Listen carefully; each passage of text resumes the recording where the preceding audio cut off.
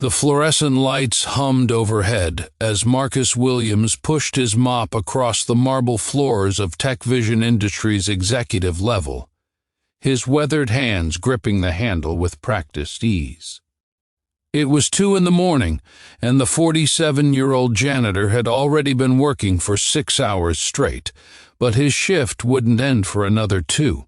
What no one in that gleaming tower knew was that before life had knocked him down, before his wife's sudden death had left him raising an 8-year-old daughter alone, Marcus had been an aerospace engineer with a mind that could solve problems most people couldn't even comprehend. Now, as he cleaned the conference room where executives had spent the entire day in crisis meetings, he noticed something that would change everything. The whiteboard was still covered with diagrams, calculations, and increasingly desperate notes about Project Titan, TechVision's revolutionary satellite communication system that was supposed to launch in 3 weeks. Marcus had overheard enough panicked conversations during his night shifts to understand the situation. The satellite's deployment mechanism kept failing in simulations, and the company stood to lose a $50 million contract along with partnerships that had taken years to build. Hundreds of jobs hung in the balance. The technical team had tried everything, but the solution remained maddeningly out of reach. If you believe in kindness, second chances, and the power of the human spirit, please hit that like button, share this story, and subscribe to Kindness. Your support helps us bring more inspiring stories to life, and tell us in the comments where you're watching from. We love connecting with our global family. Marcus stood there in his janitor's uniform, studying the whiteboard with eyes that hadn't looked at engineering problems in 7 years. His daughter Emma's face flashed in his mind, the way she'd smiled that morning when he'd promised her they'd go to the Science Museum on his next day off, even though he'd have to skip a meal to afford the tickets. Life as a janitor paid the bills, barely, but it had given him something priceless. Time with Emma during the day while she was at school. Time to be the father she despaired after losing her mother. He'd made peace with his circumstances, or so he told himself, but looking at that whiteboard, something stirred inside him.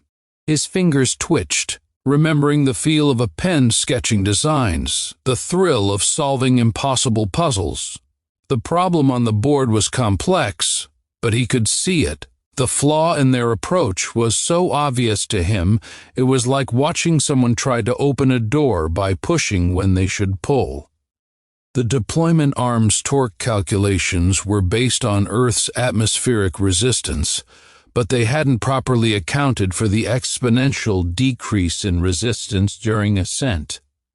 They needed a variable tension spring system, not the fixed-rate mechanism they kept trying to perfect.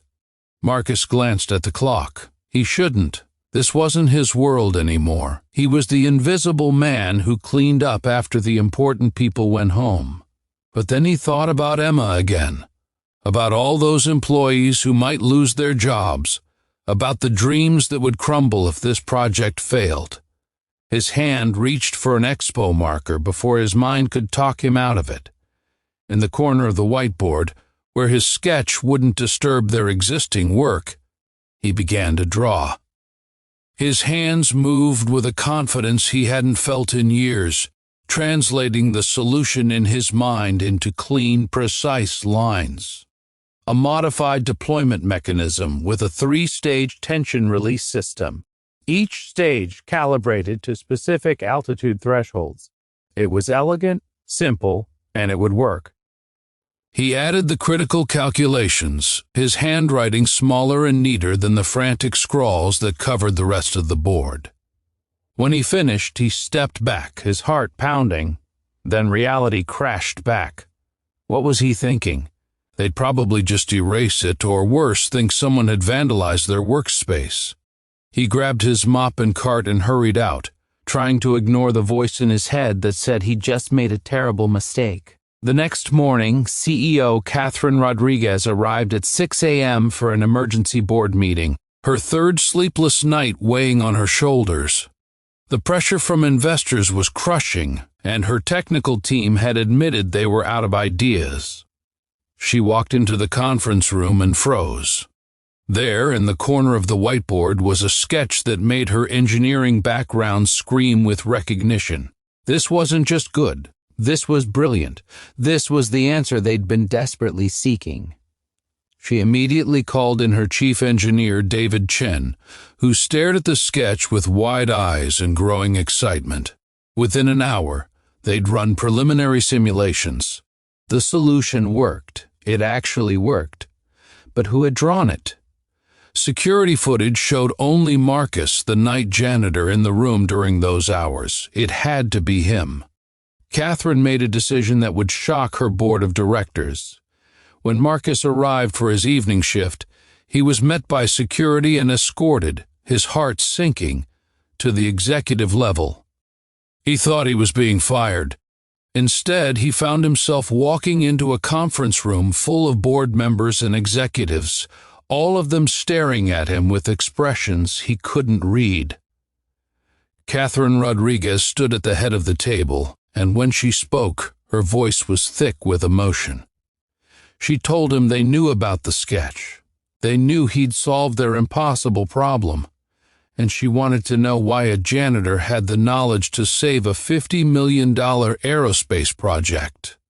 Marcus felt the walls he'd built around his past begin to crumble. With a shaking voice, he told them everything.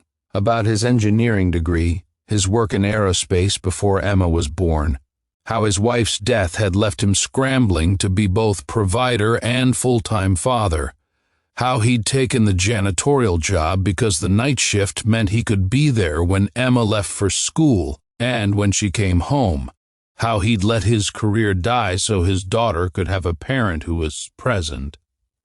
The room was silent when he finished.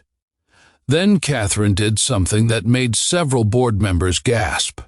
She offered Marcus a position as senior aerospace engineer, with a salary that would change his and Emma's life forever. And she promised him flexible hours so he'd never have to choose between his career and his daughter again. If this story touched your heart, if you believe in the power of second chances and recognizing the extraordinary in the ordinary, please leave a like and share this video with someone who needs hope today. Marcus thought of Emma, of the life he could give her now, of the example he'd set by never giving up on being the father she needed. As tears rolled down his face, he realized that his years as a janitor hadn't been wasted. They'd taught him humility, resilience, and what truly mattered. He'd entered that building as an invisible man, but he was leaving as living proof that circumstances don't define potential, and that kindness, preparation, and courage can turn one quiet moment into a miracle. Catherine shook his hand, and in that grip, Marcus felt the weight of 7 years of struggle transform into the foundation of a brand new beginning, not just for him, but for everyone whose lives had been changed because one man refused to walk past a problem he could solve. Tell us in the comments, what would you do if you were Marcus? Would you have drawn that sketch?